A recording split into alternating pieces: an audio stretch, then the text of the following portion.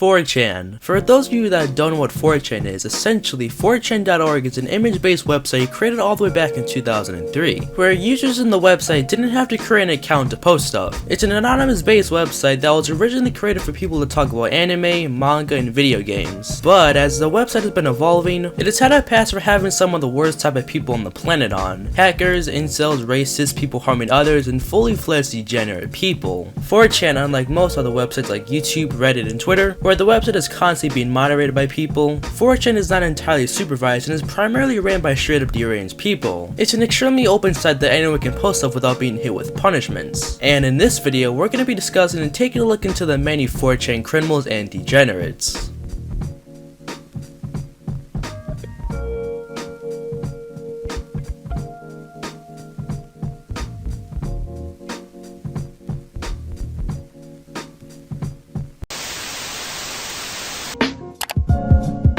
On November 4th, 2014, an anonymous 4chan user would go onto the site and say, "Turns out it's way harder to strangle someone to death than it looks in the movies." Duh, cause those people are acting. She fought so damn hard. Check the news for Port Orchard and Washington in a few hours. Her son will be home from school soon. He'll find her, then call the cops. I just wanted to share these pics before they find me. I bought a BB gun that looks realistic enough. When they come, I'll pull it and it'll be suicide by cop. I understand the doubts, just check the fucking news. I have to lose my phone now. 33-year-old David Kalac, known as the 4chan murderer, had been living in Washington State with his girlfriend, when he would then go on to strangle her to death while their son was at school, and he would go on to post pictures of his dead naked girlfriend's body on 4chan in a section dedicated to nude girls, mainly looking for a reaction from other people. When David murdered his girlfriend, he already knew that his 13-year-old son was going to come home and find his mother's dead body, and that's exactly what happened. Just about the time that Killer was posting these words, the 13-year-old son of 30-year-old Amber Lynn Complin was arriving home from school in Port Orchard, Washington. He saw his mother on the couch and figured that she was sleeping, but then he became alarmed. He summoned his father, who does not reside there. The father hurried over and called 911 at 3:32 p.m. The police and paramedics found the mother beyond saving. Somebody had rifled through her purse and placed her driver's license beside her head, with the word scribbled across it,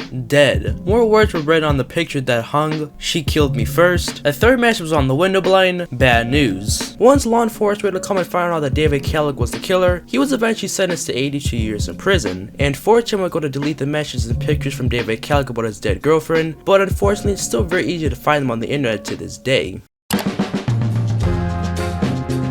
In 2010, a 20-year-old college student in Michigan had gone on a 4chan and posted his interest in going on a school shooting spree at his university with his AK-47. His motives for this was actually because he took inspiration from the Virginia Tech shooting and the Columbine High School shooting, two of the most deadliest school shootings in America's history. He said in his post that he was going to top all of the shootings with more kills in it, and even said that he was going to record himself doing it. However, the people who saw this on 4chan went on to report this to law enforcement, and eventually the FBI got involved, and they were able to easily track him down, and would eventually go raid his house. The FBI would also bust in his house, and he would confess to them and claim that he didn't mean it. But it would also just so happen to be that the FBI would go on to find 20 pictures of CP on his computer. When the police went through his history, they would also find that he had an extremely fascination with many mass shootings. But what's funny here is that during his court, many of his family and friends had been actually supporting him along this time. Sad must stick with his parents and stick to an 11 to 7 a.m. curfew for at least a year while on probation for 3 years. More than 30 of his friends and family members who were in court to support him, including his former principal at his high school in Dearborn, completed 19 college credits, and received a prestigious leadership award in 2009. He would further go on to Reddit and say, "I'm a 20-year-old Arab American. I posted a joke in 4chan and got arrested by the feds. I lurked 4chan for a while and decided one day that it would be funny to troll. Oh god, was I mistaken.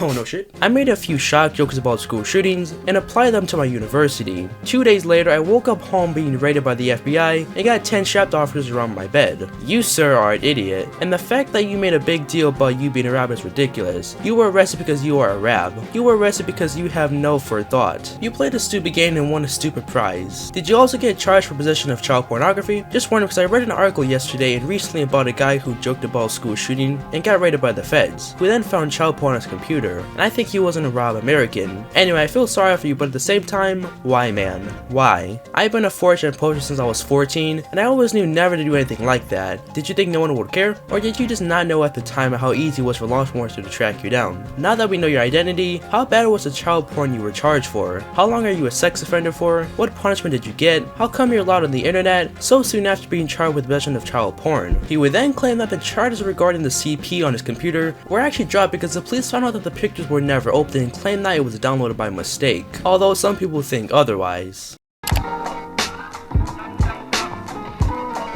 In 2013, 13-year-old Rueben Braithwaite had been living with his dad and stepmom on their farm. Around this time, his stepmom had adored him and really wanted him to go to university. However, years later when he was 17 years old, Rueben had came home from school and he had lured his stepmom outside of her farmhouse, claiming that there was a cat injured. And from there, he would go on to murder his stepmom with an axe. Originally, Rueben had been fascinated with these violent videos on 4chan. When he was arrested, he would go in and tell the officers, "I wanted to kill her without any stress. I wanted her dead so that I could have a life. But I didn't want to kill her in any psychotic way." Braithwaite admitted to the killing in July. His name was initially suppressed, but reporting restrictions were lifted after lobbying from the media. He was sentenced to 15 years in jail, but he would have gotten 25 had he had been an adult at the time of the crime.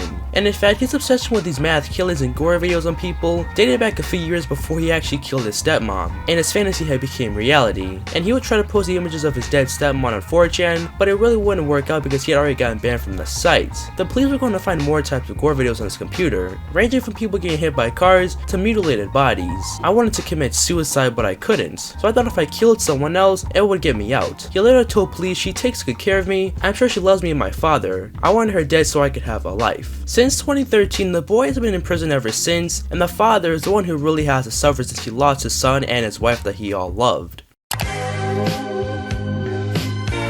In 2019, 17-year-old Bianca Devins had been living in New York City, and during this time period, the two main sites that she always visited were 4chan and Discord. Bianca Devins had a super bad anxiety problem and was extremely shy, and she had always found it hard to find actual friends in real life. But many of these guys around the sites that Bianca Devins loved, all these guys found her extremely attractive, having a lot of men being obsessed with her. And one of these guys who was extremely obsessed with her was a guy named Brandon Clark who was about 21 years old. Claire, 19, she said she started talking with Bianca 2 years ago. They bonded over their experiences with older, abusive men on 4chan. They both started using the site at a young age. When they were lonely looking for friends, what happened next was when textbook Clara said they attracted men who wanted young, innocent girls to obsess over. As soon as the girls did anything to break the image, like find a boyfriend or have sex, the spell was broken, and the men would retaliate, using anything they can to hurt them, including posing intimate photos of them or their chat logs without permission. Basically, hardcore simps. But Beyonce had thought that Brandon Clark was her friend, so one day, Brandon Clark had invited Beyonce to a concert, and even Beyonce's parents had met Brandon Clark and found his impressions really good. So Bianca Devins' parents went along with him and let their daughter go with him. And CCTV footage shows Brandon Clark and Bianca Devins at the concert. And while they were there, the two ended up running into another one of Bianca Devins' fans. And while they were talking, Beyonce was talking to the other guy whose name was Alex more than Brandon. And sometime later, Brandon had to go leave and go get something from his car. And when he returned, he saw Bianca Devins and Alex kissing. And when he saw this, his mood completely changed. In his Discord server that Bianca Devins was in, he showed a picture of Bianca Devins' neck slit open with it reading, "Sorry fuckers, you're gonna have to find somebody else to orbit." People tried to find out if it was actually Bianca Devins, but no one could find out. Later on, Brandon would go on to post on his Instagram story reading, "Here comes hell. It's redemption, right?" And there would also be a 911 call made from Brandon Clark himself. 911, what is the emergency? My name is Brandon. The victim is Bianca Michelle Devins. I'm going to myself. Just stay on the line with me, okay? No, I'm not going to stay in line with you. I'm going to be dead on the ground. Once police came to find Brandon, they found him, his laptop in a pit of fire, and saw him attempting to commit suicide with a knife, and right next to him was a tarp laying right next to him. But he wouldn't be able to commit suicide because cops were there, and in that tarp right next to him was Bianca Devins' deceased body. Brandon Clark would be sentenced to 25 years to life in prison without parole, and after Bianca Devins passed away, people began posting her deceased body on Instagram, Twitter, and 4chan. And people used this to gain a bit of clout by lying to people and saying that they had the pictures of Bianca Devins and begging for followers. And 4chan was even worse, because the incels on the site were actually praising Brandon Clark for killing her and saying that he did the right thing. There had also been rumors circling that Bianca Devins had actually used different guys for drugs and attention, as there had been many screenshots that had been circulating for a while. And eventually, Bianca Devins' mom would actually respond to the rumors by saying, "The things people are saying about Beyonce isn't even true. There are screenshots of things Beyonce supposedly said to people, but it wasn't actually Beyonce and I have proof. The person that used to impersonate Beyonce admitted to it. I don't understand what these sick people get out of leaving vile comments of someone's page? Why don't they have better things to do with their lives? And after she passed, people went as far to spam Beyonce's dead body to her family members. And still to this day, her family members still receive those types of pictures still in their mailbox. If you've made it to the end of the video, thanks. If you guys do have some more video suggestions, then leave it in the comments down below. If you guys haven't already, go follow me on Twitter at @scorpion_1 and follow the Twitch or join the Discord. And I'm trying to get on an upload schedule, 1 video per week. I've been doing pretty good lately, so hopefully I can stay on schedule. And leave in the comments if you guys like these new videos I'm doing about more serious topics and stuff. If you don't, well then shit. But subscribe, drop a like, and thanks for the support recently. Thanks for watching. I'll see you guys in my next video. Peace out.